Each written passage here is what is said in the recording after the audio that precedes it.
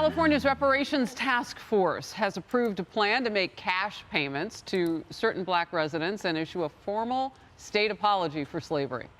And California taxpayers are set to inherit a massive bill. I know what you're saying. I know what you're saying. Slavery, California, I know what you're thinking. We'll get to it. Under the proposal, eligible black residents would receive compensation of up to $1.2 million. In total, that could cost an estimated $800 billion. That's more than 2.5 times the state's annual budget. Some activists don't even think that's enough. We must repair this damage. We must repair it. Reparations are not only morally justifiable, but they have the potential to address long-standing racial disparities and inequality. You say nothing about slavery, nothing. Zero. So the equivocal number from the 1860s for 40 acres today is $200 million for each and every African American. Phil. Slavery was abolished in California in 1850. I don't know. I think based on the sound bites you just heard, that doesn't matter to the folks who were talking at that event. William Longinus was covering this story for us earlier today. He told me a couple of things I wasn't aware of. This task force was created after the death of George Floyd. So it's been going on for a while right now. It comprised of one Japanese American. Remember World War II, Japanese Americans, the internment camps during the Second World War, and everyone else was black on this board. And you don't need to be a descendant of a slave, and you don't need to show harm. But I don't know. I don't know where this goes. I don't know where you get the money. I don't know what Hispanics say in California. But the rubber's going to meet the road when it comes to the state to go ahead and say, all right, guys, time to pony up money.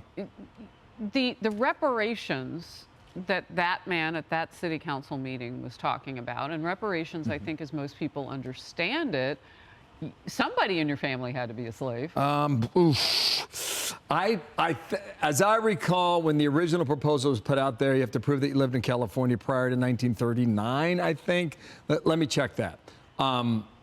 But it's not just California. This is spreading to other cities. And your hometown of Kansas City is talking about an idea, too. Right. You know, the city council granted a board to look into this as well.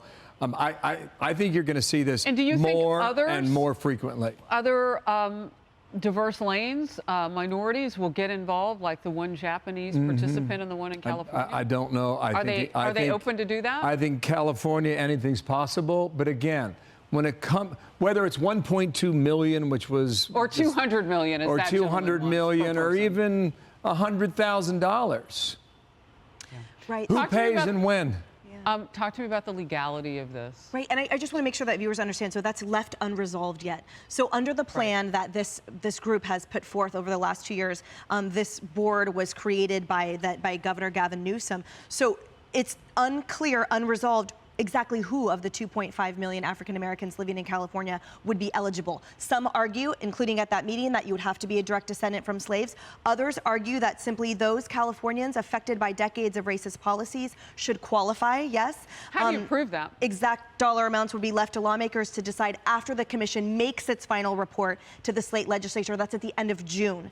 But economists working with this, as we saw, we know the total cost could exceed $800 billion, which, just a reminder and for perspective, is 2.5 times California's annual budget. So it raises more questions than it answers, frankly. Number one being the eligibility and the determination of such Harris, and also who and how this would be paid for, because the answer is... So how do we prove that people have been wrong by decades of policies if you're like, as that gentleman said, in the hole for 200 million is what he thinks that each person of color is? I shouldn't say people of color, particularly blacks. Yeah, I don't know how you prove that. And I also don't know how you pay for it. To Emily's point, there was no cost estimate in this. It's given to the legislature on July 1st. They will decide what to do with it. Governor Newsom's been pretty silent on this. He could take executive action to override the legislature if they don't adopt it. A lot remains to be seen. He needs those votes, though, if he's going to run for president. I would just quickly say that there's a $22 billion deficit in California, and that was underestimated by Newsom by $7 billion. So they're already running a deficit. So how do you pay for it? He's the worst. Wow. Okay, I was going to ask you about DNA, but as Bill and Emily have pointed out, apparently you don't have to be the descendant of a slave. So wouldn't that mean that everybody can get this money? Well, even if you did have to be, DNA would be very difficult at this point, seeing as there wasn't very good 100%. records back then. But, you know, the paternalism of white liberalism is astounding here. And all you really have to do is look at the policies. So look at what happened under President Trump. You had President Trump's First Step Act, where he released thousands of nonviolent black men from prisons. Under President Trump, you had the historic lows unemployment for black Americans. Now, President Biden's policies, unfortunately, the soft on crime, you've had larger crime waves in specifically Democratic areas with black victims. And you also are favoring illegal immigration, which are taking away from resources from poor black communities. So, you know, they can talk the talk, but truly when it comes down to it, the Democratic policies are hurting black Americans, and these reparations are really just a means for optics, and they're not actually doing anything to help black Americans. Wow. What you said is still ringing around in my head, Bill, and that is the fact that, no, don't have to be a descendant of a slave. I mean, I think everybody will come out into the streets saying, where's mine? Yeah, I think under this setup they have that a different state agency will then determine lineage and genealogy. Wow. So how that works, I do not know. Dr. Sapphire just told us that it's not going to be easy. Okay, let's move on. Hey everyone, I'm Emily Campagno. Catch me and my co-hosts Harris Faulkner and Kaylee McEnany on Outnumbered every weekday at 12 p.m. Eastern, or set your DVR. Also, don't forget to subscribe to the Fox News YouTube page for daily highlights.